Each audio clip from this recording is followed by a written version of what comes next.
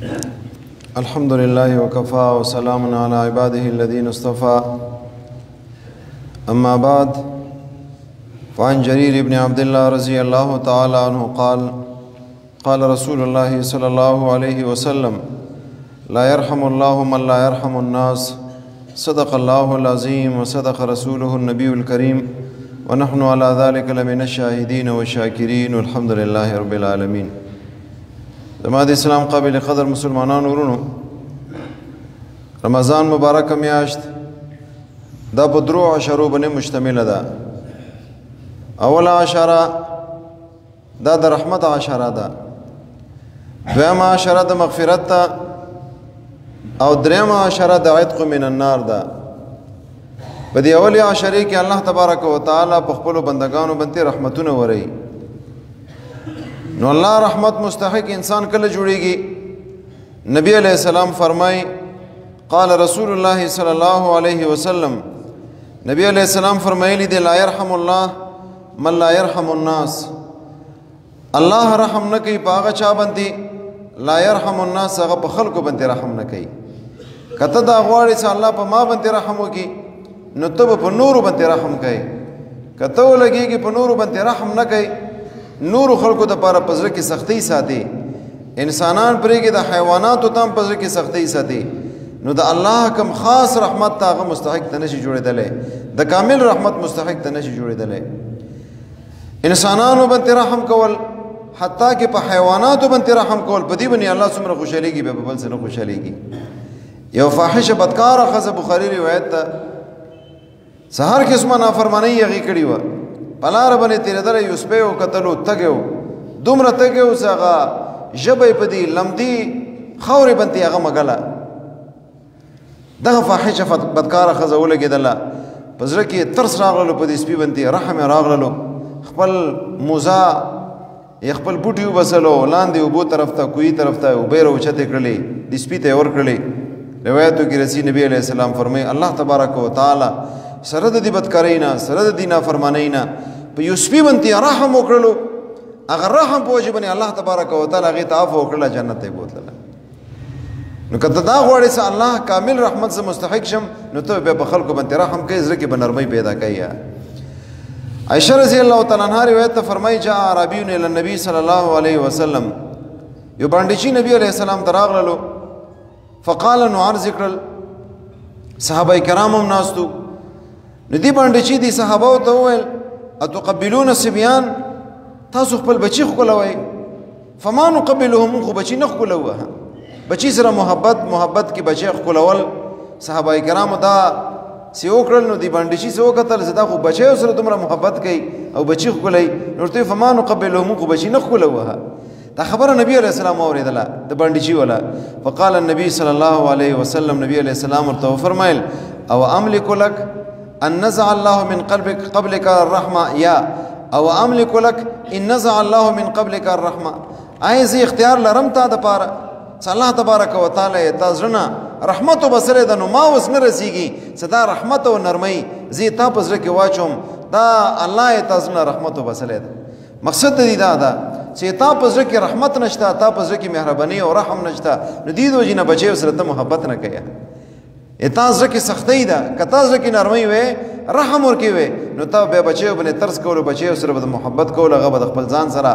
لګول او هغه به د ښکلول. خو زه څه وکړم چې الله یې تا زړه رحمت وبسلی ده.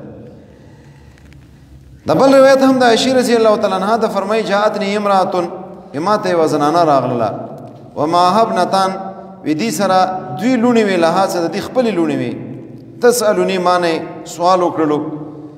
فلم تجد عندي غیر تمرة واحده، ما سره په دې کور کې هېڅ شی هم نه و، صرف او صرف یوه کجوره ما سره په دې کور کې وه. نو زه ولګېدم فاعطیتها، دغه کجوره ما ورکړله ایاها دې ښځې ته. د ښځې دام وږي وه، ښځه هم وږي وه، او د کوم دوی لوڼې ورسره دام وږي وې.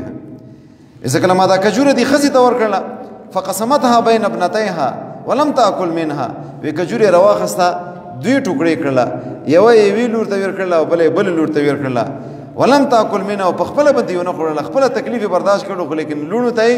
هغه کمی کجوره و نیمه یې یوه ته ورکړل نیمه یې بلې ته ورکړله. ثم قامت بیا دا زنانه ودرېدله فخرجت ولاړله. زه ډېر حیرانه شولم. فدخل النبي صلی الله علیه وسلم، نبی علیہ السلام داخل شو کور ته. فحدثته، ما دا خبر ورته بیان کړله، دا واقعه ورته بیان کړله. فقال، نبی علیہ السلام عجیب جمله وفرمایله، من ابتلي من هذه البنات بشيء فاحسن اليهن كن له سترا من النار. وکم سړی په دوه لونو سره په ازمایش کې مبتلا شو، دوه لونو سره په ازمایش کې مبتلا شو، معنا دا ده سمو تاسو معاشره دا عادت څه بچي وشي نو بیا بچي باندې خوشحالي کوو، خو ځکه لور وشي نو به لور باندې خفقان کوو. نبی علیہ السلام فرمایي کم انسان دوه لونو په پیدایش سره هغه په ازمایش کې مبتلا شولو او دا سړی ولګېدو فاحسن الیهن، د دواړو سره حسن سلوک وکړلو، معنا دا د سنان نفقه، علاج معالجه، ښایسته تربیت یې د دې بچیو وکړلو، د دې لونو وکړلو. نبی علیہ السلام فرمایي کن له ستر من النار. په ورځ د قیامت کې د دغې سړي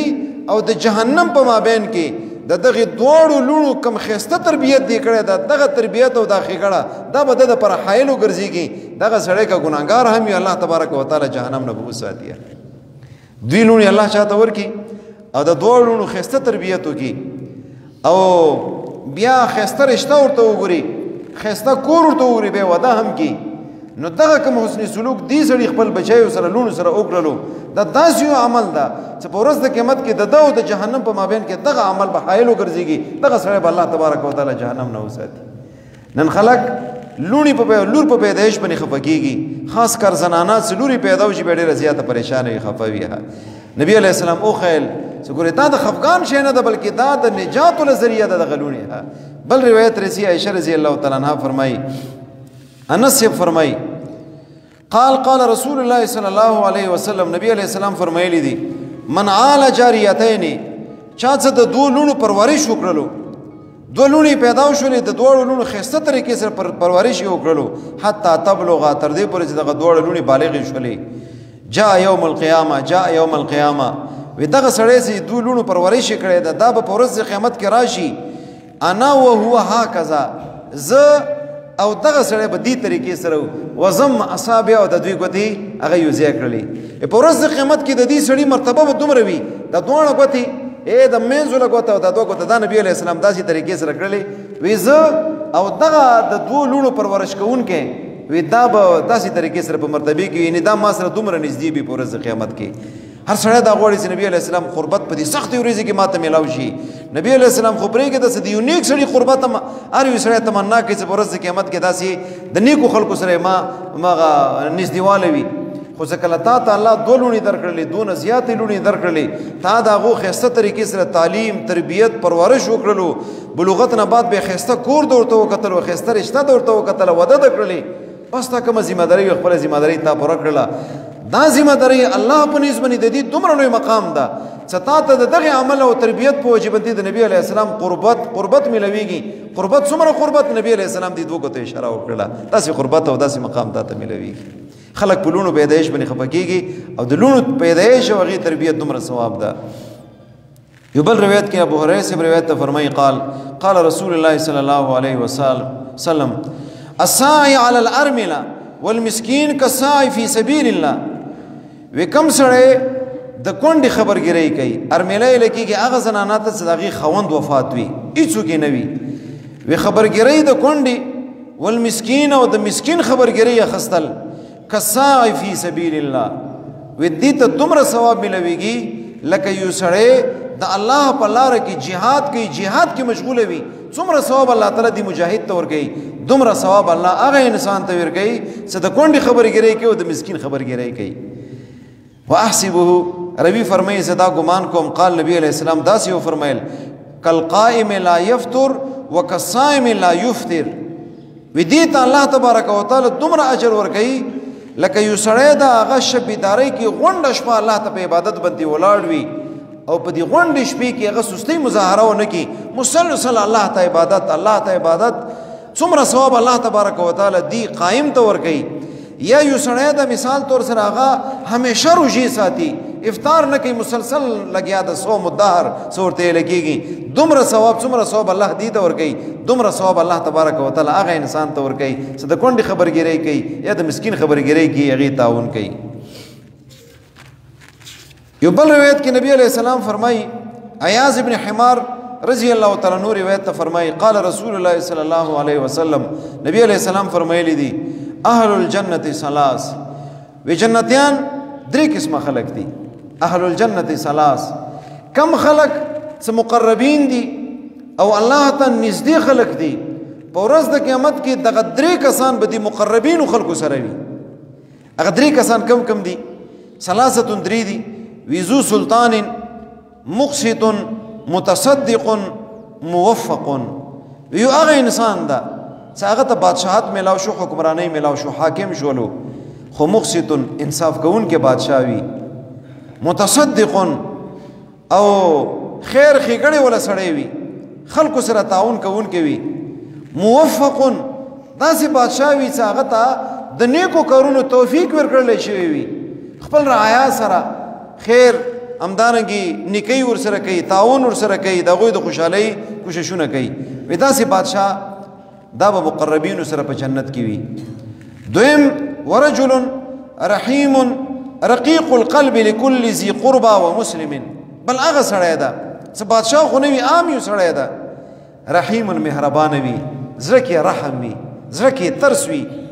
رقیق القلب نرم زړه وي زړه کې نرمۍ پراته وي خو نرمۍ صرف خپل سره نه نرمۍ کوي لكل ذي قربى ومسلم خپل رشتہ دارانو سره نرمۍ کوي خپل رشتہ دارانو سره نرمۍ معامله کوي او نور کوم عام مسلمانان دي عام مسلمانانو سره د پزره کې ترس پروت وي رحم پروت وي ودا نرم زړه انسان څخه خپل سره نرمۍ کوي پردای سره نرمۍ کوي ودا به هم څه ارسرنګي الله تبارک وتعالى مقربین کوم خلق دي هغه سره به د دې په جنت کې وي او دریم کس ومسلمن څه مسلمان وعفیف بل هغه کس څه پاک دمنه انسان وي حرام خور نه وي الله په کوم کارونو باندې خفقيږي هغه کارونه نه کې پاک دمنه انسان وي متعفف خو غریب وي غربت په وجه باندې چاته لاس نه نیسي سوال نه کوي چاته متعفف وي